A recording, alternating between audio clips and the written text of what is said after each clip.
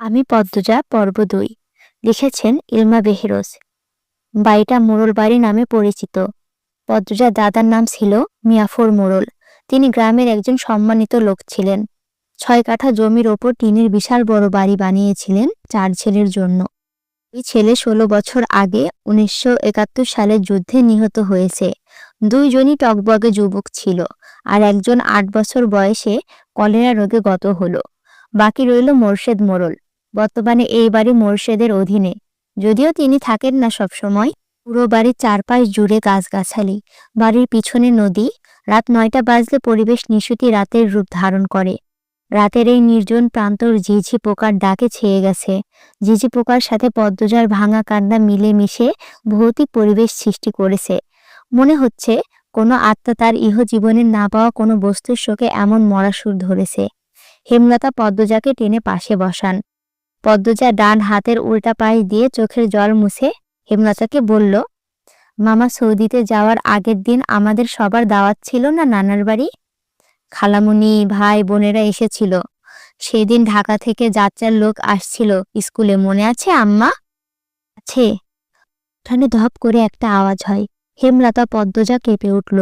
পূর্ণা প্রেমা দরজায় কান পেতে রেখেছিল মা বোনের কথা শুনতে। হুট করে কিছু পড়ে যাওয়ার আওয়াজ হওয়াতে দুইজন ভয় পেয়ে যায়। দরজা ঠেলে হুড়মুড়িয়ে রুমে ঢুকে পড়ে। হেমলতা বড় মেয়ের সাথে গোপন বৈঠক ভেঙে দ্রুত পায়ে বারান্দায় এসে দাঁড়ান। উঠানে বিদ্যুৎ নেই, হারিকেন জ্বালান। পিছনে ৩ মেয়ে এসে দাঁড়িয়েছে। একজন মায়ের ৩ মেয়ে নিয়ে এত বড় বাড়িতে বাস করার যুদ্ধ বটে। হেমলতা গলা উঁচিয়ে প্রশ্ন করলেন, কে কে ওখানে? আমি। পরিচিত এ কণ্ঠ চিনতে হেমলতার বিড়ম্বনা হলো না। তিনি ব্যস্ত পায়ে উঠানে নেমে আসেন। গেটের পাশে মোরশেদ মোড়ল পড়ে আছেন, গায়ে চাদর। হাঁপড়ের মতো বুক ওঠানামা করছে তার, যেন দম ফুরিয়ে যাচ্ছে। হেমলতা ২ হাতে মোরশেদকে আঁকড়ে ধরলেন। পদ্মজা পূর্ণা দৌড়ে আসে। মোরশেদের এফাইসিমা রোগ আছে। এই রোগে অল্প চলাফেরাতে স্টানের উপক্রম হয় এবং দম ফুরিয়ে যায়। শ্বাস নেওয়ার সময় গলার শিরা ভরে যায়। ৩ মা মেয়ে মোরশেদকে ধরে রুমে নিয়ে আসে। মোরশেদ এভাবে হুটহাট করে বাড়ি ফেরে, কখনো কাকডাকা ভোরে, কখনো নিশুতি রাতে, বা কখনো কাঠফাটা রোদে। মোরশেদ মোড়লের এফাইসিমা রোগটা ধরা পড়ে ৭ বছর আগে। মোরশেদের অ্যাজমা ছিল, আবার ধূমপানে খুবই আসক্ত ছিলেন। ফলে ফুসফুসে এই রোগটি খুব দ্রুত আক্রমণ করে বসে। মুর্শিদ খানিকটা সুস্থ হয়ে রাত ১টার দিকে ঘুমালেন। পূর্ণা প্রেমা রুমে গিয়ে শুয়ে পড়েছে। পদ্মজা বারান্দার রুমে জিম মেরে বসে আছে। জানালার বাইরে চোখের দৃষ্টি। জ্যোৎস্না গলে গলে পড়ছে। কি সুন্দর দৃশ্য! পদ্মজার মন বলছে মা আসবে তার খোঁজে, পুরো ঘটনাটা শুনতে আসবেই। সত্যি তাই হলো। কিছুক্ষণ পরে হেমলতা আসলেন। আম্মা, বাতিটা নিভিয়ে দাও, বলল পদ্মজা, কণ্ঠ খাদে নামানো। হেমলতা বাতি নিভিয়ে পদ্মজার পাশে বসেন। পদ্মজা তৈরি ছিল, তবুও অপ্রস্তুত হয়ে পড়ে। খুব অস্বস্তি হচ্ছে। সে গোপনে দীর্ঘশ্বাস ছাড়ল। পদ্মজা তখন ৪র্থ শ্রেণীর ছাত্রী। বয়স ১০ ছিল। খুব কম বয়সে তাকে স্কুলে পাঠানো শুরু করেন হেমলতা। সেই দিন নানা বাড়িতে সবার দাওয়াত পড়ে। হানিফ চলে যাবে সৌদিতে, তাই এত আয়োজন। পরিবারে মিলন আসর বসে। স্কুল মাঠেও সেই দিন নাচ গানের অনুষ্ঠিত হয়। বাড়িতে থাকে শুধু পদ্মজা, পদ্মজার বৃদ্ধ নানা আর হানিফ। পদ্মজা ঘুমে ছিল, তাই বাকিদের সাথে যেতে পারেনি। যখন ঘুম ভাঙে আবিষ্কার করলো সে বাড়িতে নেই। মোরশেদ হঠাৎ করে অসুস্থ হওয়াতে হেমলতা বাপের বাড়িতে উপস্থিত ছিল না। পদ্ম নাকি? পদ্মজা বাড়ি থেকে বের হবার উপক্রম হতে কানে আসে হানিফের ডাক। পদ্মজা মিষ্টি করে হেসে মাথা নাড়ালো। হানিফের লোলুপ দৃষ্টি তখন পদ্মজার সারা শরীরে ঘুরে বেড়াচ্ছে। টুকু মেয়ের ফর্সা চামড়া বিকৃত মস্তিষ্কের হানিফকে যেন বড্ড টানে। আয় তো, আমার ঘরে আয়।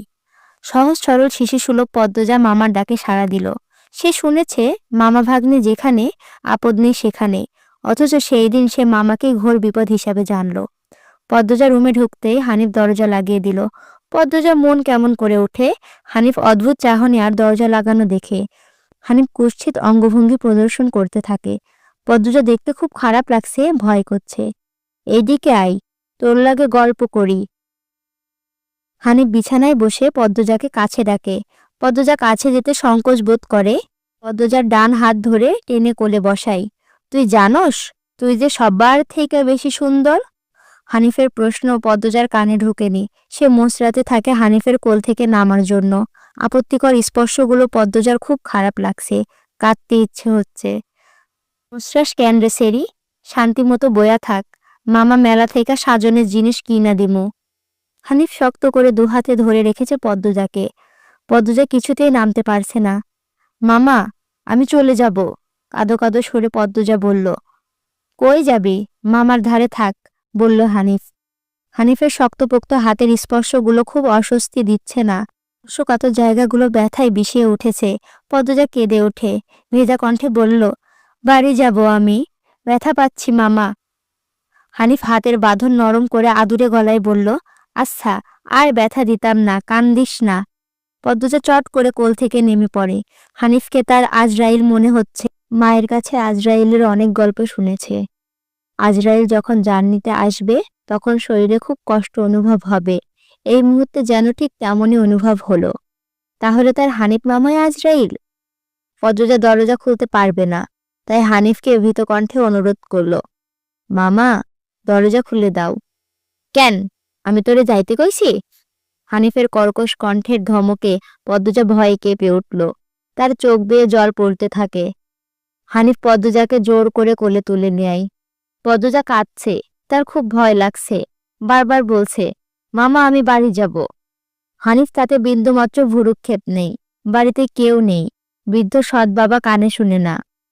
পদ্মজা হানিফকে কিল ঘুষিয়ে দিতে থাকে। সেই সাথে জোরে জোরে কান্না শুরু করে। এভাবে কাঁদলে পাশের বাড়ির যে কেউ চলে আসবে। হানিফের রক্ত টকবক করছে উত্তেজনায়। সে দ্রুত ওড়না দিয়ে পদ্মজার মুখ হাত পা বেঁধে ফেলল। পদ্মজার দু চোখের পানি হানিফের চোখে লাগেনি। হানিফ ভীষণ আনন্দ পাচ্ছে, পৈশাচিক আনন্দ পাচ্ছে। সে সিগারেট জ্বালায়। খুব আনন্দ হলে তার সিগারেট টানতে ইচ্ছে হয়। সিগারেট টানতে গিয়ে তার মাথায় আসে নৃশংস ইচ্ছে। নাক মুখ দিয়ে ধোঁয়া উড়িয়ে সিগারেট দুই আঙুলের মাঝে রেখে পদ্মজার বাম পায়ের তালুতে চাপ দিয়ে ধরে রাখে। পদ্মজা হাউমাউ করে কেঁদে উঠল। হেমলতা দুই হাতে শক্ত করে মেয়েকে বুকের সাথে জড়িয়ে ধরেন। পদ্মজা কাঁদতে কাঁদতে বলল, আম্মা, তখন আমার খুব কষ্ট হচ্ছিল। আর দমটা বেরিয়ে যাচ্ছে মনে হচ্ছিল। আমি তোমাকে খুব ডাকছি আম্মা, তুমি আসোনি। পদ্মজার কথাগুলো হেমলতার বুকে রক্তাক্ত করে দেয়। এ যেন 1971 সালে পাকিস্তানিদের নৃশংসতা। নিজের চোখে তিনি দেখেছেন পাকিস্তানিদের নিষ্ঠুরতা।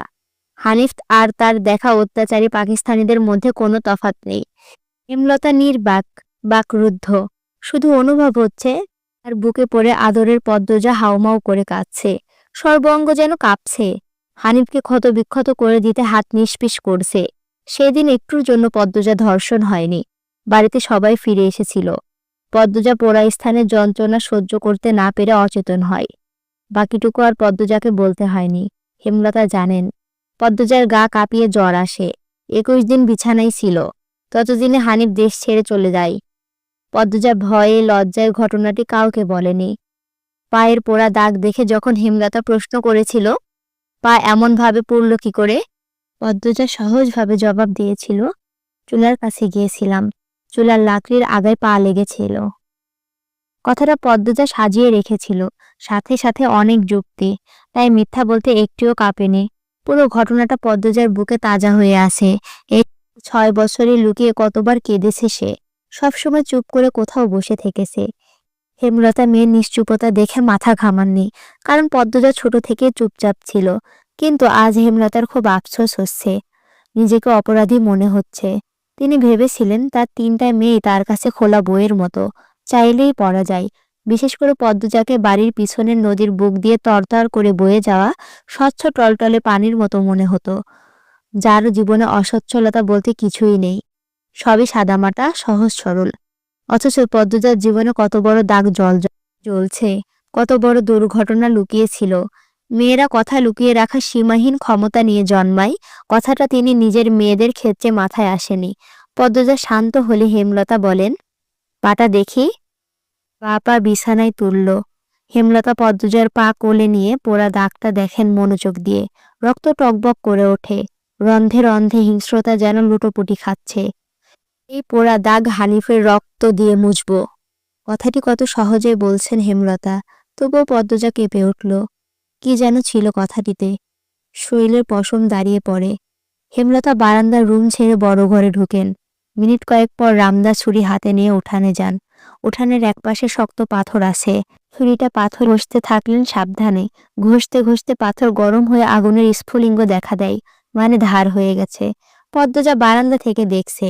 অজানা আশঙ্কায় তার বুক কাঁপছে। হেমলতা বারান্দা পেরিয়ে রুমে ঢুকতে যাবে, তখন পদ্মজা উৎকণ্ঠিত গলায় ডাকল, আম্মা। আনার চাচার এক মেয়ের নিখোঁজ শুনেছিস তো বড়দের মুখে? সেই মেয়ের ধর্ষক হানিফ ধর্ষণের পর পুঁতে ফেলেছে। অলন্দপুরে এই একটা মানুষ এতটা নৃশংস। আমি তখন ঢাকায় পড়তাম। বাড়ি এসে জানতে পারি ঘটনা।